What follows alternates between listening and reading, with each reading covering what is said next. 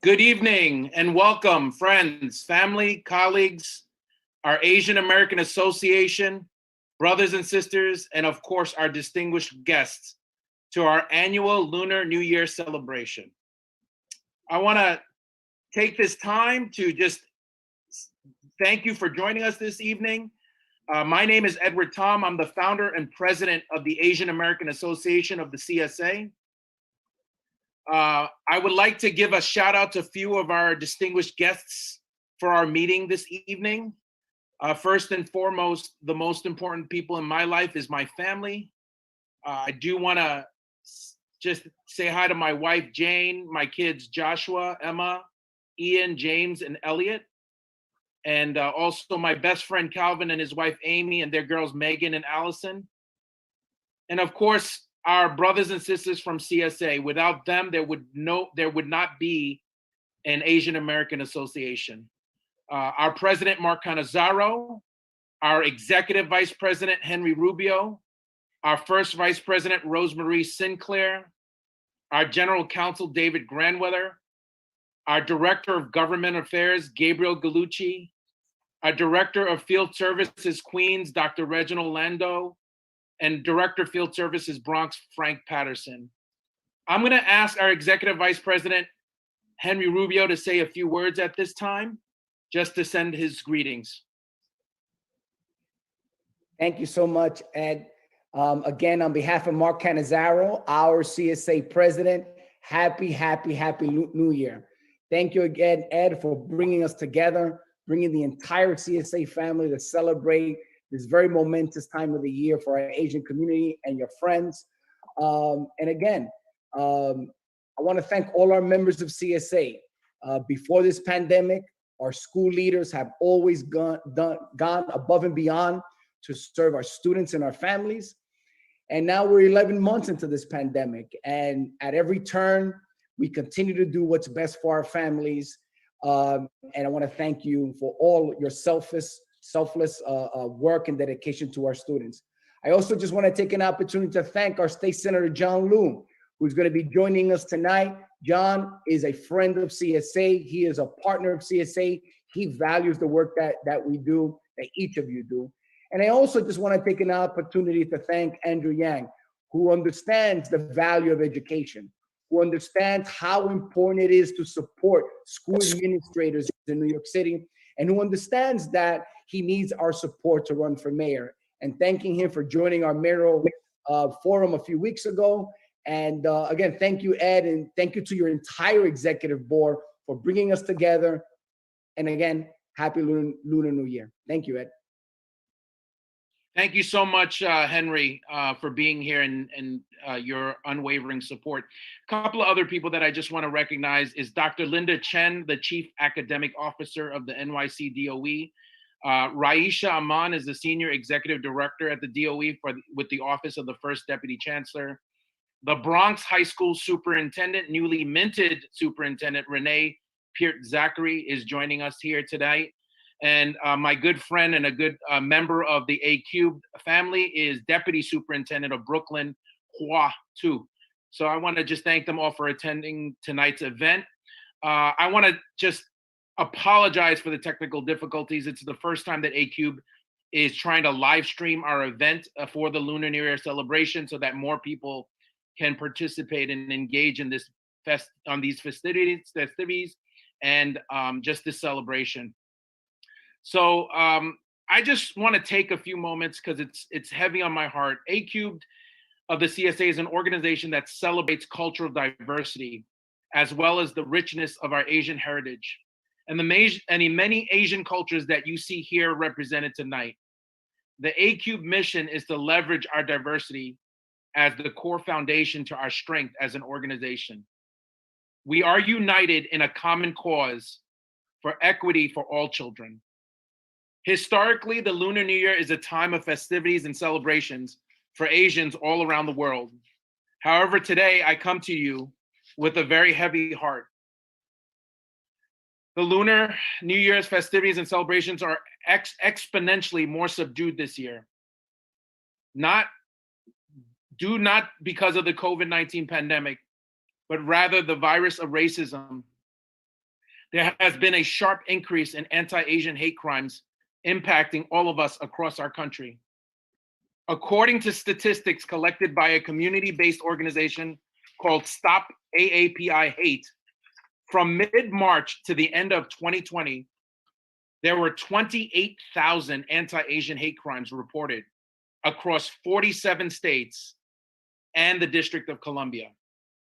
Now is the time for us as a collective to unite and act against hate and violence that is directed towards our brothers and sisters. Whether you're Asian, Black, Latinx, or white or other, it is never okay for anyone to violate the civil liberties of fellow Americans, our fellow human beings. From our God-given right to safety and protection from violence and a violation of our personal space from anyone. This is your call to action, brothers and sisters. The days of allowing elected officials to use terms like Kung flu or China virus must stop. It is not okay. Asians, we matter. You will not ignore us, and we are here to stay, nor will we allow you to dismiss our needs. We demand a seat at the table. Why? Because Asians, we matter.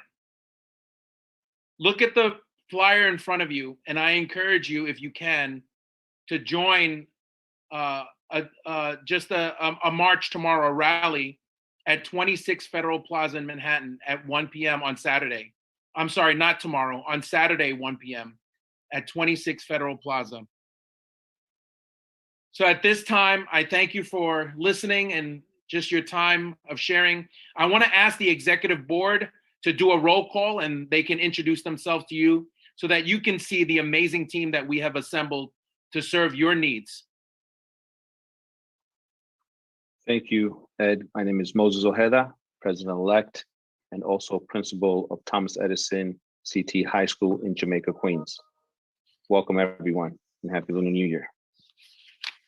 Hi, my name is Lois Lee, and I am Vice President of CSA. I'm on the CSA Advisory Board and also CPC Queens Early Childhood Center. And I am Vice President also of A3. So happy Lunar New Year to everyone. Good evening, everyone. My name is Liza Caraballo Suarez. I am the Secretary of A3, Principal of Public School 120, Magnet School of Architecture, Engineer, Design. And today I would like to inform you that I am currently running for the National Association of Elementary School Principal Vice President to continue to advocate for equity and access for our student. Your support is greatly appreciated. For more information, you can go at naasp.org. Thank you and welcome and happy Lunar New Year. Hello, I'm David Liu. I'm the treasurer of A Cubed. I am also the principal of Gotham Collaborative High School in the Bronx. Welcome to our meeting and also happy Lunar New Year.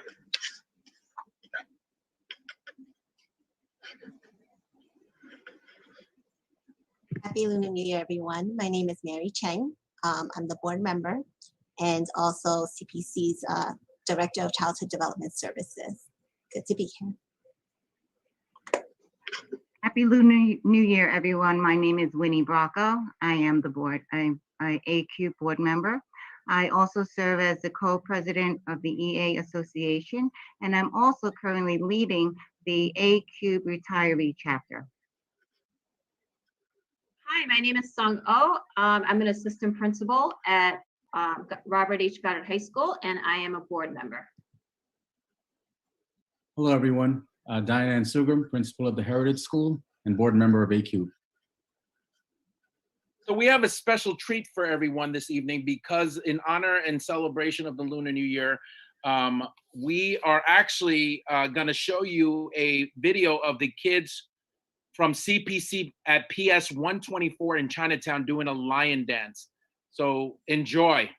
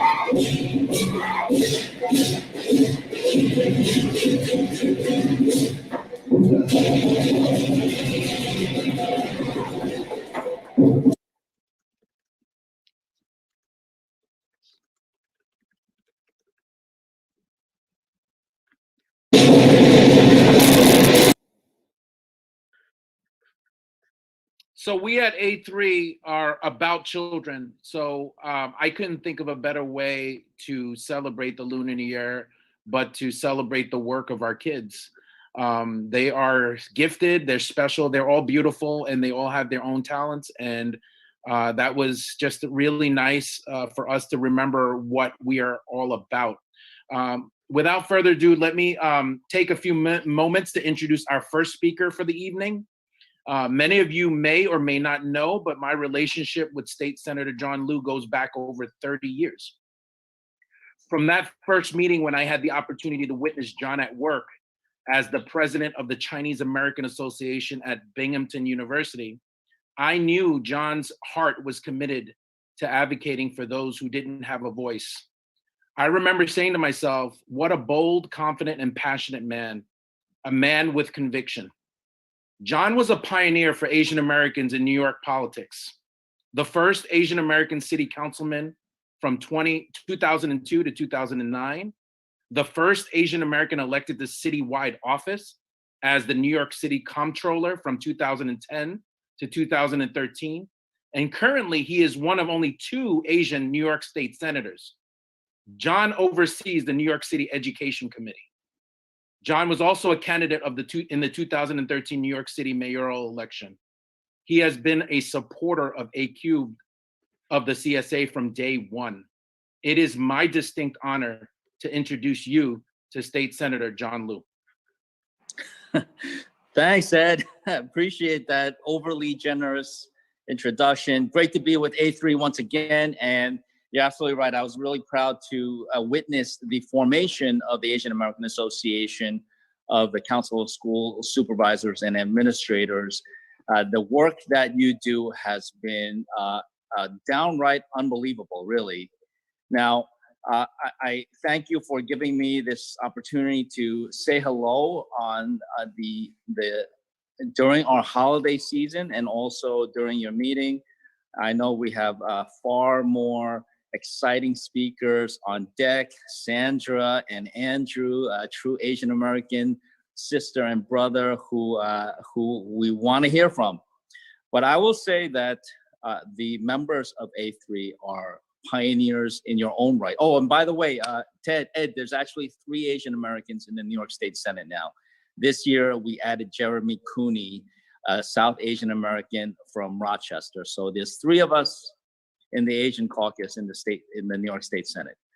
But in any event, the members of the Asian American Association actually you're all pioneers in your own respective rights. What you do is just leading our schools year in, year out, and especially during this past year where we have seen a situation nobody, even 12 months ago, as we sit here, 12 months ago on December 23rd of 2020, none of us would have imagined what would happen in the following 12 months.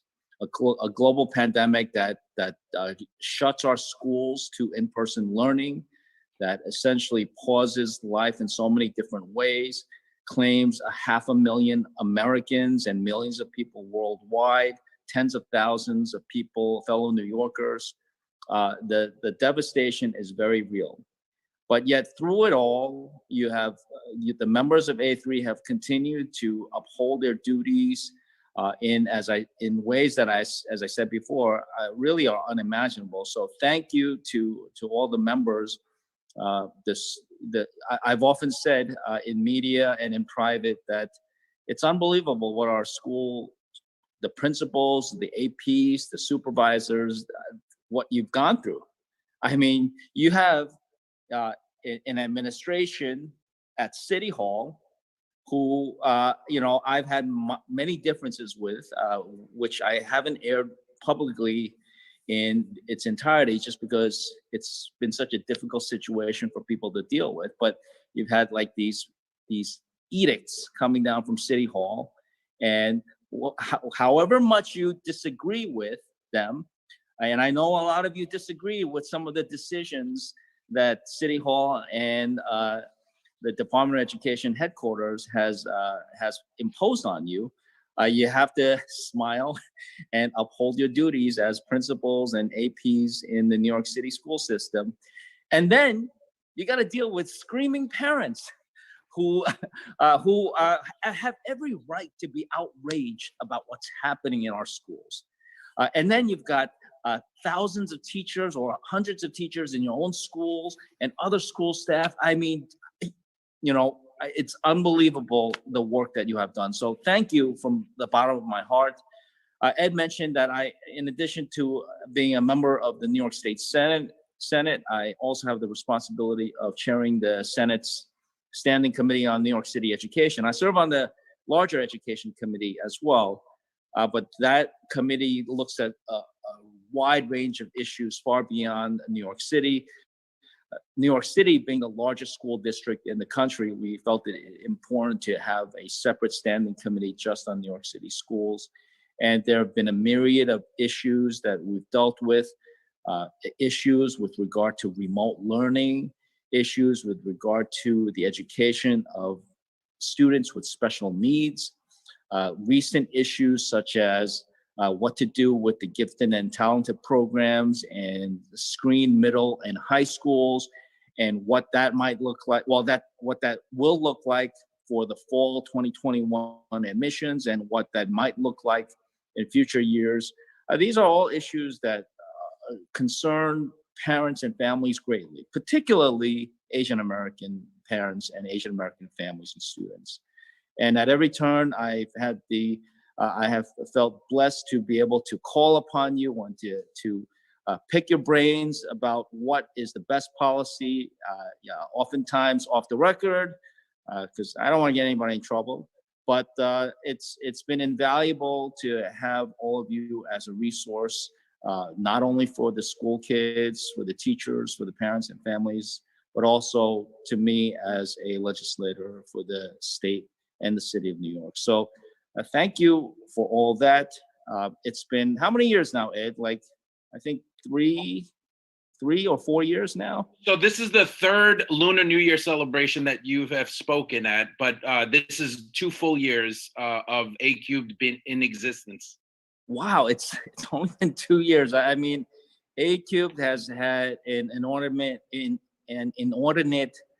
amount of an impact, which is why I think I felt like A Cubed has been around for far longer than 2 years. But in 2 short years, the impact has been real, it has been felt.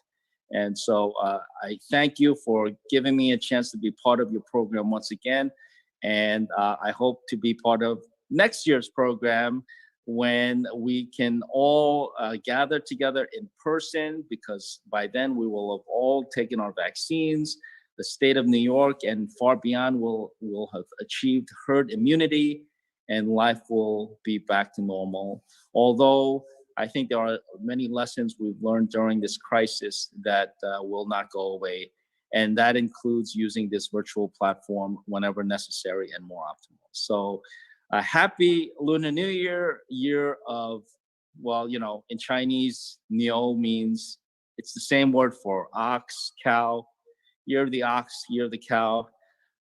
just let's let it not be the year of the bull. And with that, all right, that was corny. Let's get to Sandra. Let's get to Andrew.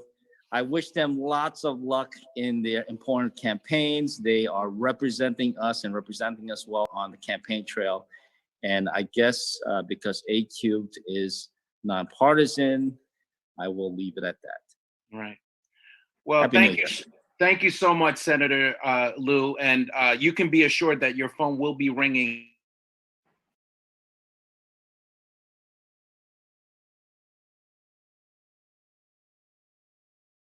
Now that I have a few minutes before we bring our next speaker up, to echo what my brother Henry at CSA has said earlier, I visited you up in Albany in advocacy for the interests of administrators in New York City. And I have to tell you, you have been unwavering in your support of school leaders and making sure that we get our fair funding for kids so that we can do what we were hired to do, and that is to serve our children. And so I thank you on behalf of all of the educators that are on this call and in live stream for the behind the scenes advocacy that you do to your colleagues up at the State Senate and the State Assembly, just to make sure that schools in New York City get their fair share of funding for our kids in the neediest communities. So thank you for that. And the second thing that I want to say, Senator Lou, is just recently, I want to applaud you for taking a very bold stance on fighting against anti-Asian hate crimes. I know that you were up in Harlem yesterday and you made a speech, and we need that type of bold leadership now more than ever. And I can tell you, you have the full support and the backing of A Cubed and all of the leaders in the city that run schools to make sure that we provide a safe haven for anyone who feels that they're being harassed or I think school buildings and school communities should be an open, safe haven for anybody who feels that their civil liberties are being violated or they feel unsafe. And we can contact our local NYPD connections as educators to make sure that they are heard, because often their voices are diminished and they are not responded to. That's why they are fearful of reporting crimes. But I want to make sure that school communities are safe havens for anyone who are experiencing anti-hate crimes. And maybe we can talk about that and work together on something like that and push the NYPD to make sure they do more in support of our brothers and sisters. So on that note, thank you. Suddenly, Falok, and I'll try this once again since the live stream was terrible. I'm going to say it in a few languages, so bear with me. Sunlim Falok is Cantonese.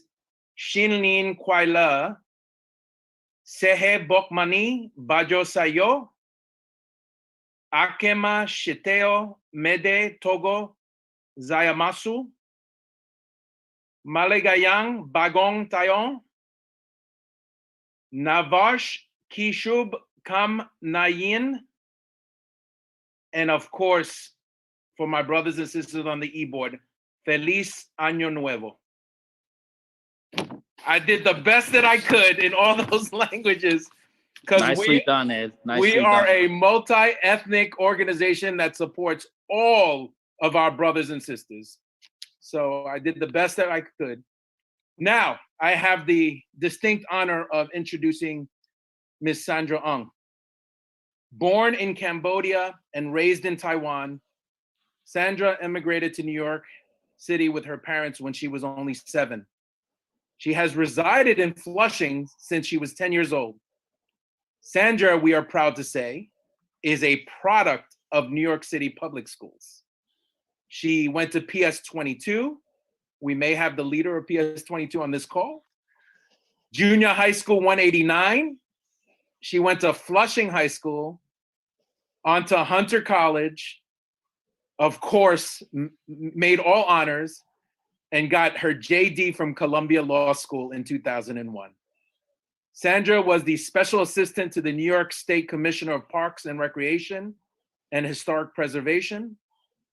She was also a legislative assistant to former New York City comptrollers, both Bill Thompson and, you just heard him speak, State Senator John Liu. Sandra was the chief of staff to former New York State Assemblyman Jimmy Meng. And currently, she is the special assistant to US Congresswoman Grace Meng. Sandra is a lawyer, she's a public servant, and a community advocate who has devoted her entire life to serving the Queens community. And she has recently announced her candidacy for the 20th City Council District. It is my distinct honor to introduce Ms. Sandra Ong. Thank you, Ed. Well, what a wonderful introduction. And good evening, everybody, and happy Lunar New Year. 新年快乐，祝大家新年快乐，身体健康. This is the best I can do. I always want to thank you, Senator John Liu. You are truly a trailblazer for all Asian Americans running for elected office. Thank you, A-Cube, Ed, Rubio, Lois, Moses, and all the CSA friends. Principals, assistant principals, supervisors, education administrators, and others who has kept our school going during this pandemic. I'm just gonna go straight to what I'm running since Ed did such a great job introducing who I am. I'm running for city council to ensure that all New Yorkers, all voices are heard and make sure that our recovery from pandemic includes every community, including our school community. New Yorkers are struggling and we need real substantive answers to the challenges that the city faces. As we rebuild, I will fight for a just recovery that includes every borough and every neighborhood. And the centerpiece of my campaign always been about language justice and equitable outreach to our immigrant communities. We must empower New Yorkers, and that means making sure that our websites, our forms are properly translated, and our interpreters are on hand to provide assistance. And also means what we just talked about, that all communities must feel safe. We have seen the rise of hatred against the AAPI community, and sometimes inaction in response. And I will work to create a multilingual hotline and website for the reporting of hate crimes. We need uniform classifications, investigations, and prosecutions of hate crimes and potential hate crimes. And we need to increase the diversity in NYPD, especially those in command. This new school year has shown us how critical it is that our city listens to our educational professionals and who have the monumental task of steering our education system through the remote learning pandemic. Teachers and administrators haven't received the support they need, and we need to protect the funding for staff and expand the funding for programs that provide wraparound services in schools. We need to protect SCAP. We need to close the gap in our fair student funding. And even after COVID, I know there are challenges ahead. We need smaller class sizes, we need more after-school programs, and we need for mental health services help the students who's been coping with this past year. And education doesn't end when the bell rings, and the parents already overburdened work. And that's why I support expanding childcare and creating more after-school programs for tutoring, for homework help. We need to make sure our next generation of leaders are prepared for the challenges that lie ahead. And together with our educational professionals, parents, and students and teachers, we could build a school system that works for all of us. And now for the main part of the program. I know you're all here to listen to our centerpiece, Andrew Young. So our next speaker is an entrepreneur, a not-for-profit founder and thought leader. His not-for-profit Venture for America has helped equip the next generation to turn their ideas into their own companies. And through his public work, he has shined a light on the need for all of us to think creatively about how we as a society, as a nation, we could tackle the challenges and the opportunities of automation, technology disruptions head on, something critical for our government to examine both on a national and municipal level. And on a more personal level, he has helped elevate AAPIs on the national level. Growing up, many Asian Americans, including myself, didn't see myself reflected on the government, on the national stage, and certainly not on the presidential stage. And now there's a new generation of young Asian Americans that will grow up knowing that their voices matter. And just the past year, I've seen so many more Asian Americans in my own community, in my own campaign, getting inspired to engage in grassroots organizing. And actually, I had the privilege of meeting him a couple of times in person. So I don't know if he's on yet, but please, if he is, join me in giving a warm welcome to Andrew Yang. Thank you so much for giving me the opportunity to speak in front of all of you today. Thank you, Sandra. We are excited about your candidacy for City Council. And I am pretty sure that I can speak for many of my colleagues who are on this call that are all educators. Nothing makes us more proud than having a product of New York City public schools representing our Asian brothers and sisters and our interests. So, we are super proud of you, and we look forward to hearing more about your campaign and how we can support your work. So again, we are, believe it or not, even though we started a few minutes early, we have, the way that Asian Americans do things, 10 minutes early. And in that time, I do want to just ask the board members, to share if there's any other updates and newses for our membership, since this is a membership meeting. If there's any information from the executive board that you would like to share that would be helpful and useful to our members, please, take a few minutes to do so before Andrew joins us at around 5 o'clock. I can go first. Hello, everybody. It's David Liu again. I'm the treasurer of A Cubed. I know some people have reached out about memberships, if it's only restricted to CSA members. It's not. We are an inclusive organization for educators in New York City. So we will be opening up memberships next fall.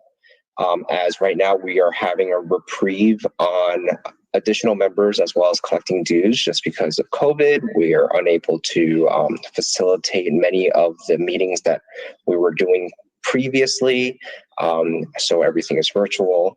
So if you are interested in joining as a teacher, as a retiree, or as a CSA member or as management, it's going to open up in September. We hope to expand our membership.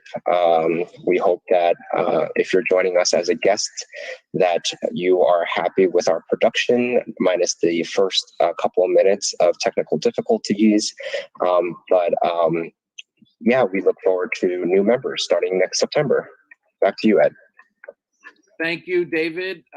We are about 15 members short of our goal of doubling our membership in 1 year. I know my brother Henry is smiling because he knows how difficult it is to get membership. And we're about 15 members short of doubling our membership to over triple digits in 2 short years. So I'm very proud of that accomplishment. If you are happy with what you see tonight and you feel that these type of meetings and this information and access to our elected officials is important to you and your work, then I encourage you to join us and be a part of this. It's not just an organization, it is a movement. And I really want to encourage you all to join our movement because if we don't stick up for each other, who will? And we need to be united at this time more than ever. So I know that there are other board members who want to share a few things. So just unmute yourself and update the members on some things that you want to share. Yes, thank you, President Tom.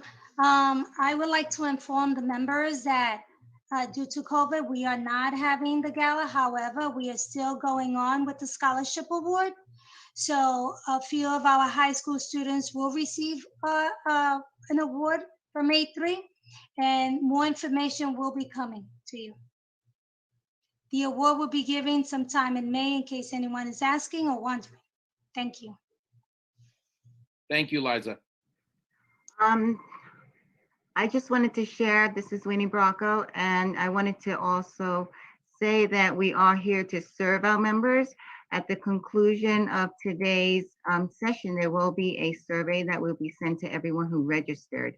And please put in the survey what your needs are and what you would like us to provide you, so that this way we can serve our membership accordingly. So thank you very much.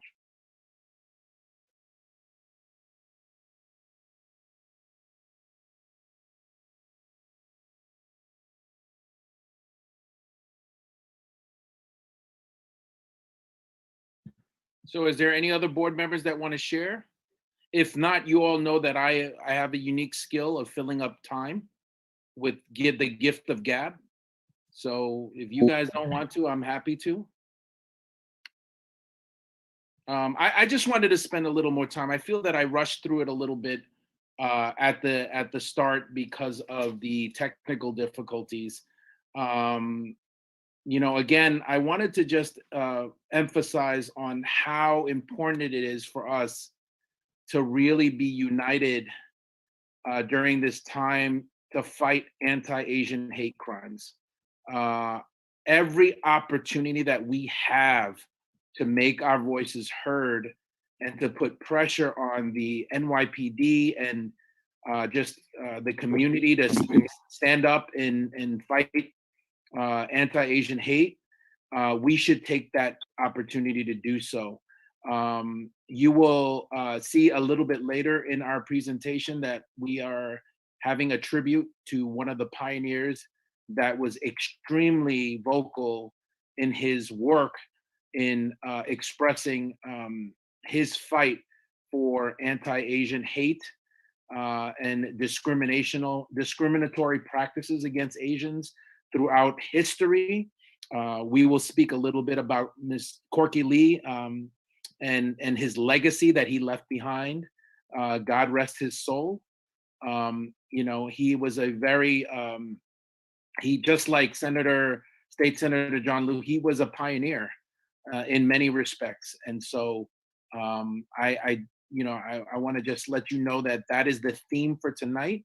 And that is, you know, many of you don't know, but this association is united with many of the other caucuses, like the Black Caucus, and Dr. Reginald Lando, a close friend of mine, my brother, is here tonight with us on this live stream.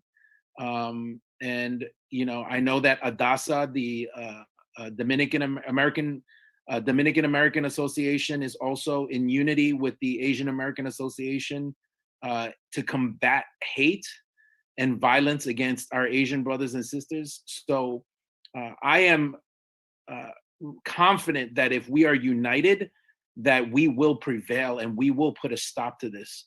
But the key is to unite our brothers and sisters of all ethnicities, race, faith, socioeconomics, and make sure that you know, a violation of any one of our brothers and sisters is a violation against all of us. So I just wanted to mention that. And I think I wanted to give Henry another minute or two if he wanted to just share a little, any more from a CSA news perspective for our members. Definitely, I could do that as we wait for Andrew to join us. So in general, I know we've got a really wide audience tonight, not just CSA members, but our colleagues from the Department of Ed, others perhaps on staff, and who knows, around the world watching this on YouTube. So I'll kind of open up my comments to just say that as a union of supervisors here in New York City, we're working closely with the Department of Education now in opening up our middle schools in the next couple of days. As you know, we're going to be opening over 500 middle schools, and New York City has really been leading the way on educating students in the middle of this pandemic. And none of this is possible without our school administrators, our principals, assistant principals, educational administrators, our early childhood directors across the city.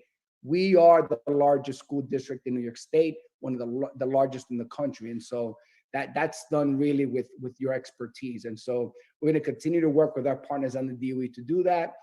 We get a lot of questions coming up recently around, for instance, summer school. This is that time of the year. And of course, we're looking for ways to deliver instruction over the summer months in the most effective way possible, right? And so you're probably going to be hearing news out from us and the Department of Education on what summer school might look like over the next shortly, I would say, to see what that looks like. And, you know, we're urging our partners at the DOE to begin to share plans around the school year for the 2021-2022 school year, right? I see heads nodding on the Zoom here, right? All of us as principals and school-based folks.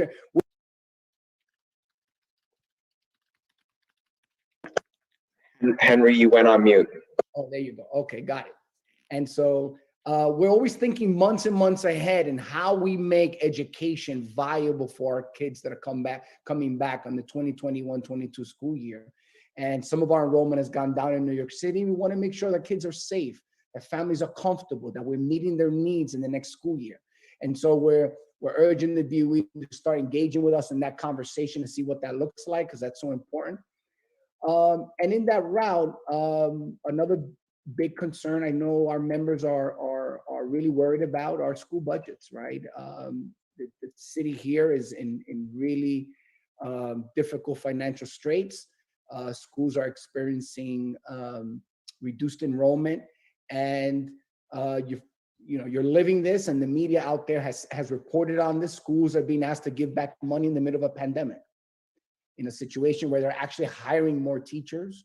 They need to spend more money on substitutes.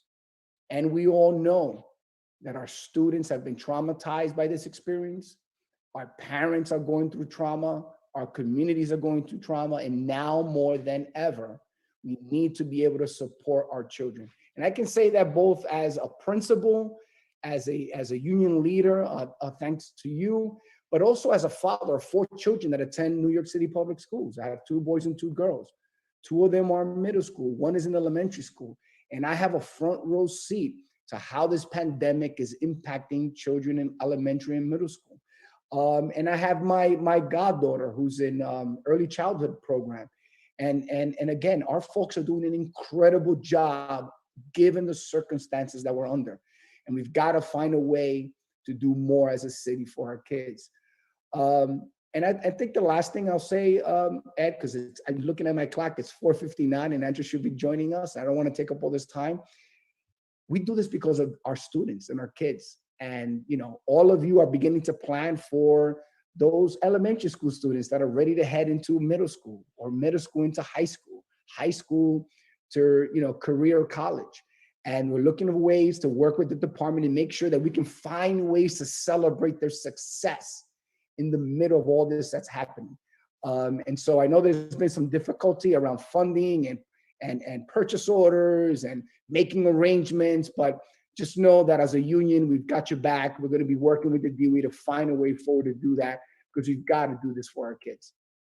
And of course, if there are any questions that our CSA members have, they can always reach out to me directly, henry@csa-nyc.org, or just our general mailbox at askcsa@csa-nyc.org.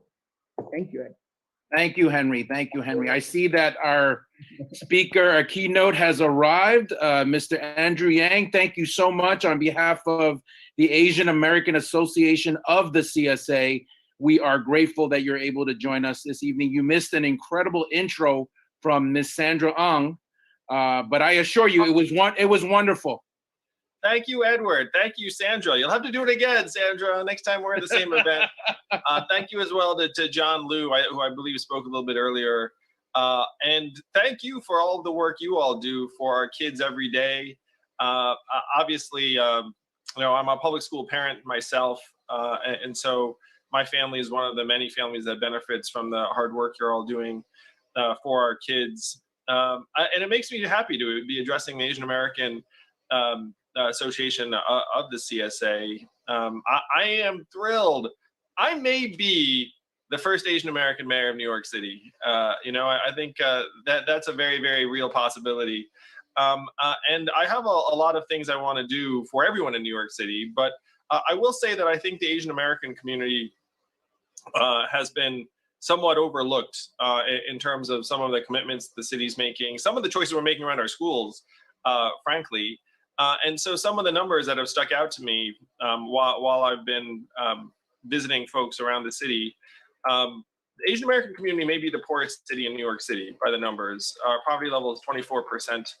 That is not something that most people associate with our community, but the fact is we have many immigrants in our community. Many people are working in very difficult industries, and there are massive struggles in the Asian American community that I'm not sure are appreciated. And we don't receive much in the way of public resources directed specifically to our community to address some of these issues. Certainly less than the 14% of the population that Asian Americans represent. So these are some things that I think are pressing on our community. Now, I know that many of us have been pained by the surge in anti-Asian racist violence that we've been seeing. And even if the reported increase is 900%, which is shocking and staggering. But that is something that many of us are living, where when you are out on the streets of New York, I know many Asian Americans who feel a greater sense of anxiety or fear than they have ever felt. And that's been true since the onset of the pandemic. Now, I'm so glad that we got Trump out, because Trump was certainly one of the forces that was making this much, much worse. But it's very real. The violence is real. And I'm determined to do everything I can to put a stop to it, to say that there's no place for hate or xenophobia or racism, and certainly no place for violence in New York City. I think we do need to be taking a firmer stand against these incidents and saying that these are hate crimes. Like the incidents have not necessarily been treated as hate crimes, and I believe they should be. On a lighter note, on a happier note, we just finished celebrating Lunar New Year. I think Lunar New Year should be a city holiday. I think that would be tremendous. Our community celebrates it. The city should celebrate it. And you can imagine how festive that would be, and how much excitement there would be if the city had off that day. But you all are educators, and I want to speak about things that are central to your organization or gathering, which is my stance on education. I think first we need to empower teachers and administrators to a higher degree. I think that you know our kids best. You are with our children, you know what they need. I am not someone who wants to do away with these tests entirely, but I do think that you all know our kids better than the tests know our kids. and that if teachers and administrators believe that children would benefit from either enrichment programs or special attention, as one of my sons gets, then we should be listening to you, that you should be guiding our decisions around kids, that we should not be outsourcing our judgment solely to these tests. I do not think we should get rid of the SHSAT, but I would want to supplement it with things like grades, interviews, essays. Like, there are different ways to evaluate kids and the fit.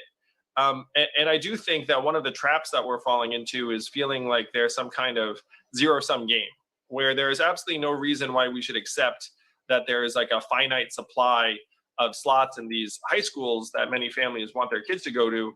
I've pledged to open 2 new specialized high schools in each borough, in part because many of these families are having their kids travel an hour or more to high school every day, which I'm going to suggest is not great for their learning. And they should have specialized high schools that they're excited about closer to home. We can do this. We're a system of 1.1 million school children, and if there's a desire for more quality educational options closer to home, we should be able to provide them. And that's something that I think can be very galvanizing and unifying for the city.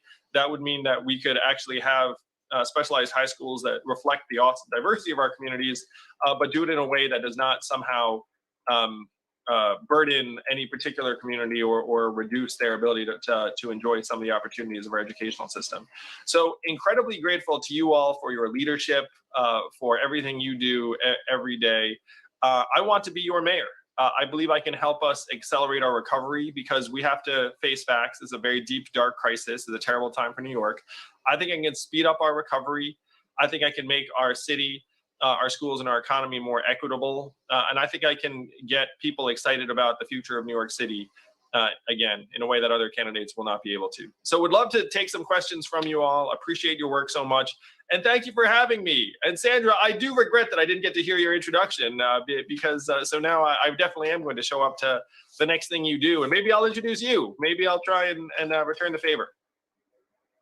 Hi, Andrew. Thank you very much. Diane Sugam here, principal from the Heritage School. We have a few questions for you, and a lot of those questions you already addressed.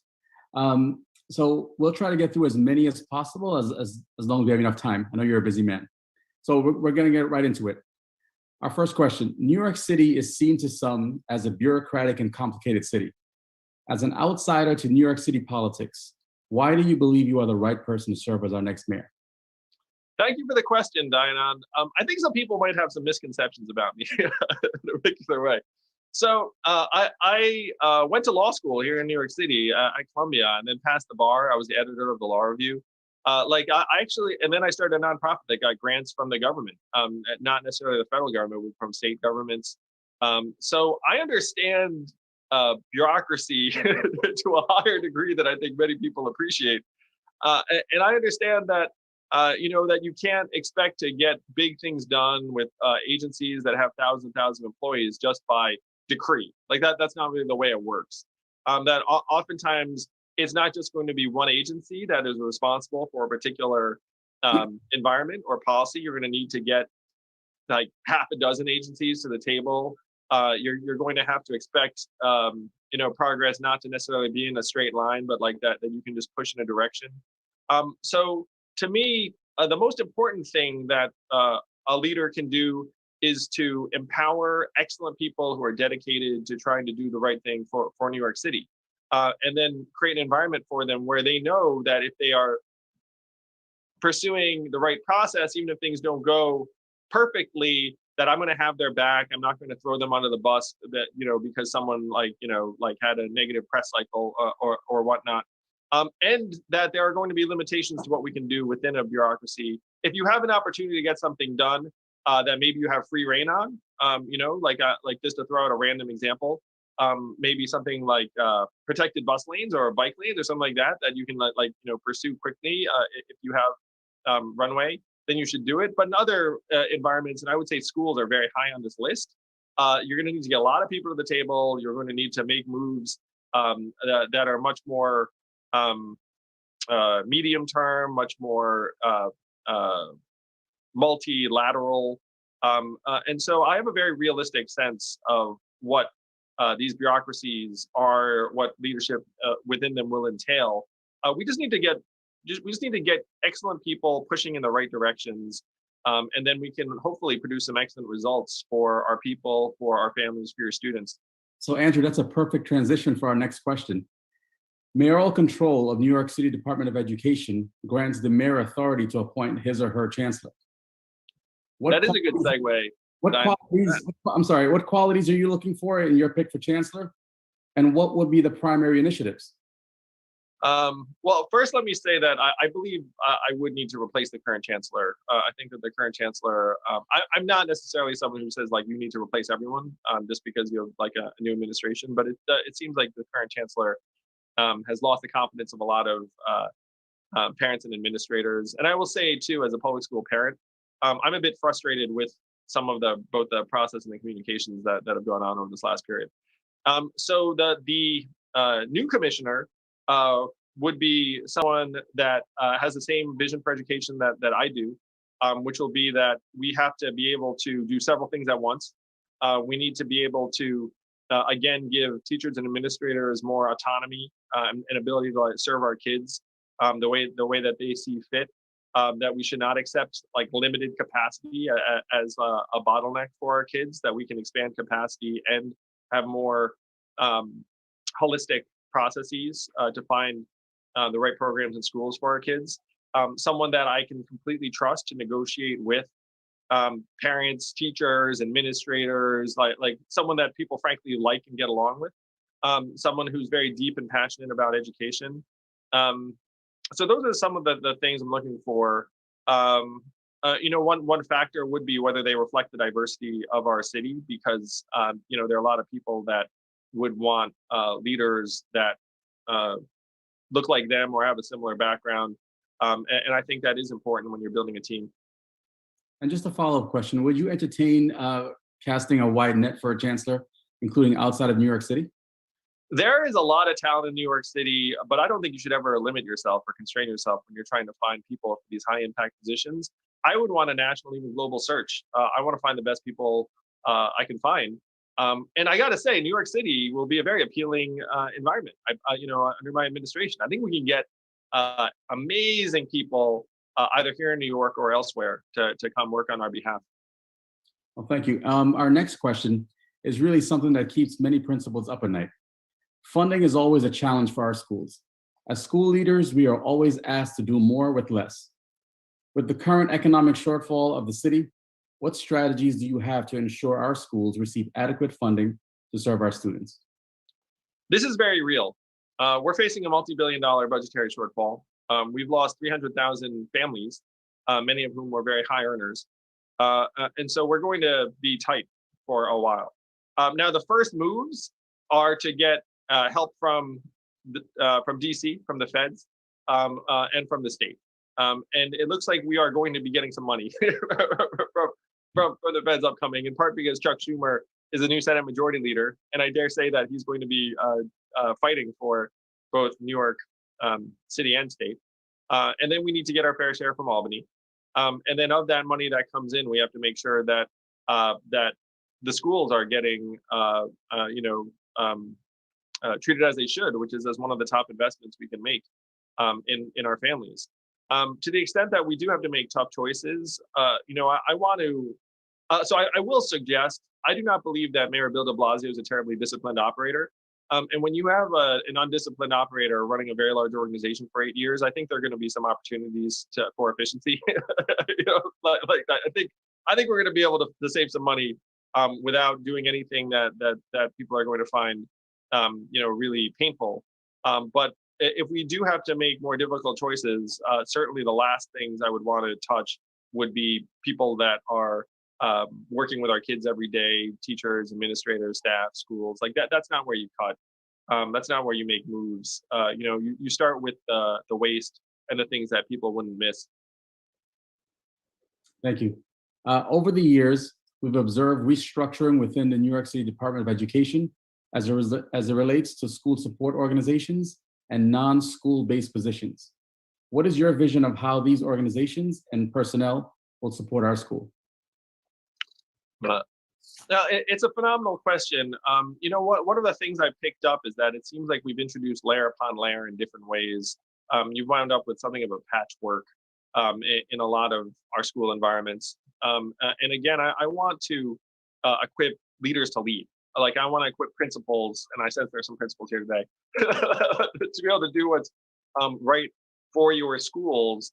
So that will be my orientation, is that it's hard for a leader to lead when there are like 4 or 5 different orgs doing different things and like different lines of authority. That's not the ideal. So to the extent that we can consolidate some of these orgs and programs, can centralize some of the lines of authority with a penchant towards trying to give principals, administrators, and teachers like more authority over what's happening in their buildings, in their classroom, that to me would be more effective. Thank you. There is a push for school safety agents to be supervised by the DOE rather than the NYPD. What is your vision on school safety's role in school buildings, and which department should they ultimately answer to? First, let me say that I think that we need more non-security personnel in these schools. One of the numbers I saw was that security guards and officers outnumber guidance counselors, social workers, and mental health workers like 3.5 to 1. And that does not seem like a great ratio. I'm going to suggest that's not the right investment to make in safety. You'd want to have mental health workers and other resources to the same level as you do security guards and officers. What I proposed, and this is consistent with my last answer, is that I think it should be up to the school administrator, who is supervising the security personnel in your school. And that, may complicate life because some will choose like the NYPD, some will choose the DOE. But again, it goes to my principle of best what's going on in your building. You know the individuals involved. And if the individuals involved are better served under their current leadership, then you can choose to preserve it. And if you want to make a change, then we should explore a change. Because I'm just not really that much of like a one size fits all person when it comes to knowing what's best in each individual school environment. Sure. So assuming you are elected our next mayor, flash forward, if you will, to the end of your first term and describe your legacy in the Department of Education. Oh, where the Department of Education is concerned, first, right now we're in a bit of a transition period. And I'm on the record saying that I thought getting rid of the gifted and talented screening program when no one knows really what's coming after it was just bad policy. And again, I'm a public school parent. Like you hear these changes are happening, and you're trying to make plans like months, years in advance in some cases, and you're like, what is happening? I think that's bad policy. So my goal for the schools and DOE over our first term is that there's a vision that people can rally around in the city, whether you're for, to me, we all have the same desires for our kids. The goal is to send them to a public school that you're excited about, that represents the community, and is able to provide an education that will prepare them for the future. So we need to make a number of choices over the next number of years. I believe that we can serve multiple goals at once in terms of excellence and enrichment and representation of our different communities, expanded capacity. Again, one of my sons is special needs. Investing in special needs education is a win for families, but it's also a win financially, because right now the city is spending a lot of money on families that it's not meeting the needs of, that are then pursuing other recourses. So over the first term, we're going to have a clear vision, and then we will have executed on it for several years, so that frankly, at the end of my first term, there will not be this feeling of transition. Like, people will know that this is the direction we've chosen. We can do multiple things at once, and we will have early returns on whether it's working. I thank you for the way you've engaged with me and us today, and the open and honest way you've answered our questions. So this, we're trying to be cognizant of your time. We know you're a busy man. So this concludes this portion of our meeting. And there you have it, folks. Andrew Yang, thank you for your time. Thank you, Diana. Thank you, everyone. What a delight. Our association, we want to acknowledge how powerful your candidacy is for our members and the Asian community. With that said, do you have any final words on how you will support our school members? Once again, thank you very much. Well, thank you all for everything you do. Again, I'm indebted to you personally as a parent. I want to be the kind of leader that makes you all proud. I do think that it is overdue for there to be a mayor and leader of our city from the Asian American community. And I want to be that mayor. I want to be a mayor for all New Yorkers.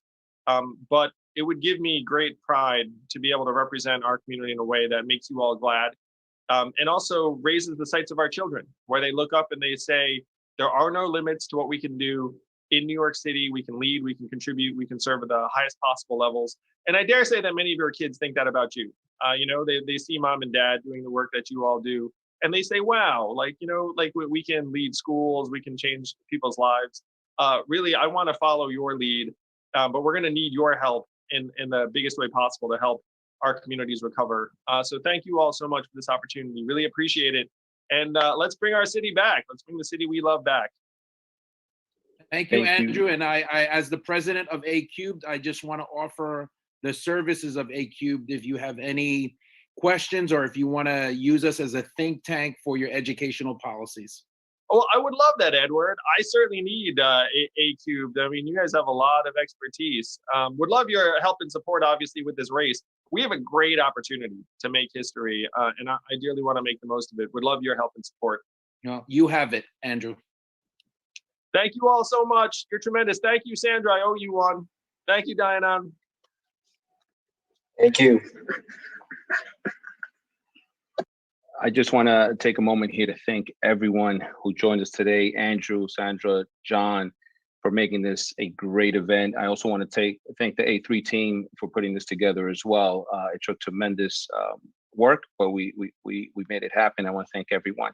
So what a set of powerful guests. I got to tell you, again, I can't echo enough in working with the individuals that are on the board and the executive board. So honored to be part of this organization. With that, I just want to say that we want to move now to pay our respects to Corky Lee. And for those who do not know who he is, we'll be playing a short clip from CNN as tribute.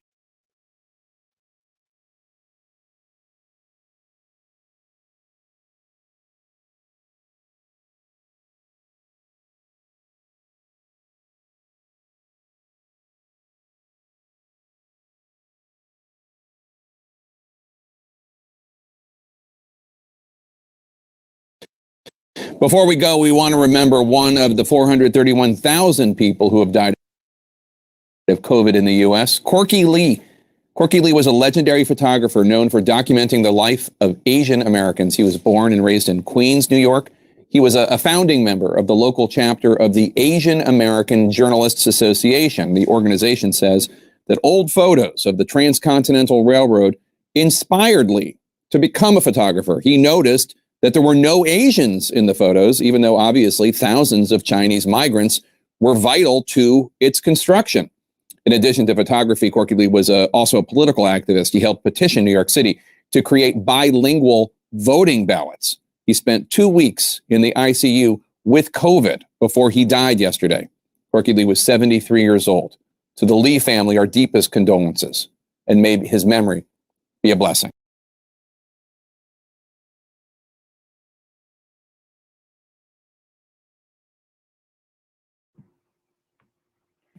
Hi, so my name is Lois Lee again, and I have the pleasure of knowing Corky Lee personally. Now, we just saw a very small snapshot of who Corky Lee is, but if you look at his Facebook page, it says he is an ABC, which means American-born Chinese from New York City, yielding a camera to slay injustices against Asian American Pacific Islanders. So his camera is his sword, his weapon. You can find Corky anywhere in any protest, Asian American events, could be even a family celebration. He just captured family life, you know, hardworking people, but also all the protests that was going on in this country. But we started, Corky and myself, back in the late 1960s. Now, at that time, the Asians, we were just beginning, you know, our movement. So I want to say that in 1960, in the late 1960s and early 70s, Corky was he's the president of our Chinese Student Association. At that time, we were called Chinese, but he was the president, and he was really a great community organizer. Now, when his term ended, he had to pass the baton to the next person that he wanted to nominate for that position. Well, he nominated me. And at that time, I had just started college. It was my junior year, going to my senior year, and I was extremely quiet. You know, even as a teacher, I was still very, very quiet and very, very shy. And I said, why would Corky even pick me? I think it's because he saw something. Corky had that unique vision of really looking inside a person, getting to know a person. We also worked in the same Chinese restaurant, so he sort of knew me a little bit more. So that was to support ourselves through college. We worked in Chinese restaurants. Well, anyhow, what he did was he helped me start on my journey to activism. Without Corky, I would have never been on this road. So what he did at Queens College, we really had a lot of protests back in those days. It was the love movement, the peace movement, but anti-war movement. He was really anti-Vietnam War. So we had a lot of sit-ins and protests. Then we also started our first, it was the first Asian American Identity Conference. We brought in all the colleges from East Coast, West Coast, and this was this gigantic conference in Yale University. And then we really talked about what it meant to be Asian Americans. And this was in the 1970s. And then they did mention that he did start the translation of the ballots. Now, why is it important? Because Corky at that time, after college, after he graduated college, he worked for a printing company, Expedia. And what he did was he proved, because they said, no, we cannot have translated ballots. It won't fit in these antiquated machines. And Corky, in his printing company, took the Chinese characters and he actually fit it on a ballot. And then he showed that you could translate ballots, and that translated ballots. Another thing that he saw in Chinatown, there was a health inequities, which means that there was no clinics in Chinatown. So he started, we were all part of this movement to have these street fairs, the health street fairs, and doctors, nurses, ordinary people, we would do screenings, you know, vision, hearing, blood pressure, everything. Well, those health fairs that was on the streets, we wind up being the Chinatown Health Clinic, and now it became the Charles B. Wang Community Health Centers. two of them in Manhattan, and then two of them in Queens. And so that was really, Corky was part of that movement also. He started a lot of things, but the most important thing that he's remembered for is that picture. If you see that transcontinental picture, he couldn't believe that there were no Asians in that picture. So it was his obsession that he would recreate that photo. And then he finally found some descendants, of the people who were the original laborers. And then he organized it was the Organization of Chinese in Americas. And then we got everyone together and to form that picture at the same spot where the original picture was taken. And when Corky found out that I was teaching Asian American history to elementary school students, he autographed that copy of that picture that's hanging in my house. And I really appreciate that because he had that personal touch. He was the consummate teacher. Whenever he met a young person, a journalist, he even saw a teacher, I think it was a college professor, leading a tour group in Chinatown. And he was just giving wrong information. Corky ran right up to that class and corrected the whole group. He said, no, this is not what is the true history at that time was Transfiguration Church. But he if you can Google him, you will see all the lives that he has touched. He really impacted so many people. I really like this. The other picture that on the very top, where Corky took a picture. That picture was a gigantic mural on Rucker Street. And it shows young people at that time in the 60s, we were like the hippies with the bell bottoms and all that. So we started that youth movement, which of college students. We had a food co-op. We had Asian artists, songwriters, poets. Our work is in MoCA, the Museum of Chinese in the Americas. It's called Yellow Pearl, Basement Workshop. But he really captured what the youth movement was all about. So we're really proud of the work that Corky has done. Really, really check him out because he's my personal friend. I really missed him. He impacted my life and got me started. And I really, feel privileged to have been a friend of Corky Lee. Thank you. Well, thank you so much, Lois, for sharing that personal moment that you had with Corky Lee with all of us. I know he was very dear to you, and just thank you for sharing that with us. I just wanted to say that the Asian American Bar Association of New York did a report, and they dedicated their report on a rising tide of hate and violence against Asian Americans in New York during COVID-19 to Corky Lee. And this was the words of the Bar Association. Through his life's work of photographic justice, Corky ensured that Asian Americans were part and parcel of American history. One of the last projects he documented was the effort to combat anti-Asian violence and harassment in the wake of COVID-19. Corky Lee personified the Asian American movement. And I can say that A Cubed honors his memory by carrying on his work to combat indifference, injustice, and discrimination against Asian Americans. So I give everybody my word and the word of this executive board that A Cubed will carry on the legacy of Corky Lee to fight and combat indifference, injustice, and discrimination against our brothers and sisters. So on that note, what a great evening. What an amazing group of speakers. I am honored and privileged to be working with this group, the executive board of A Cubed, who worked their tails off to make sure that this event happened this evening. And I am honored to be serving all of you and your concerns and needs.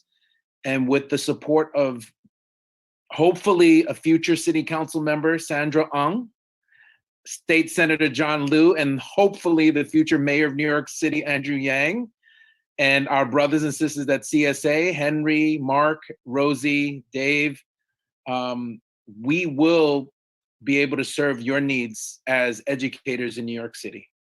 So on that note, have a good evening, everyone. I hope you enjoyed our Lunar New Year celebration.